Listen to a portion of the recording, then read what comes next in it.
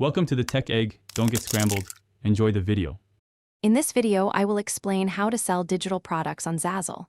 To begin, you will need to create a free Zazzle account and then establish your very own online store.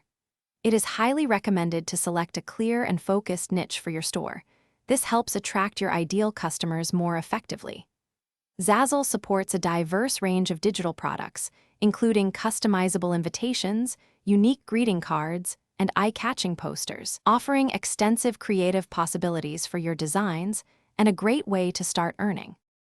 Next, it is time to bring your designs to life. Zazzle provides an easy-to-use design tool with free templates and elements, requiring no specialized design knowledge. Ensure your images are high resolution, ideally 300 pixels per inch for prints, and use formats like PNG for transparency. After creating your design, remember to enable the instant download feature in your product settings to offer it as a digital product. Now, let's talk about earnings and visibility. You can set your royalty rate for digital products anywhere from 5% up to 99%, offering significant earning potential.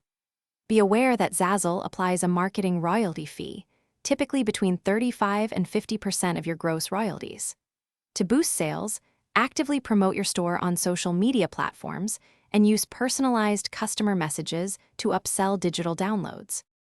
Zazzle simplifies the selling process by managing all the printing, shipping, and customer service, allowing you to focus on creativity. To maximize your sales, ensure your product listings are optimized with clear titles, relevant tags, and detailed descriptions. Regularly adding new and unique designs that align with current trends will help keep your store fresh and attract more customers, driving consistent earnings. Thanks for watching. Consider subscribing if I helped unscramble your problems.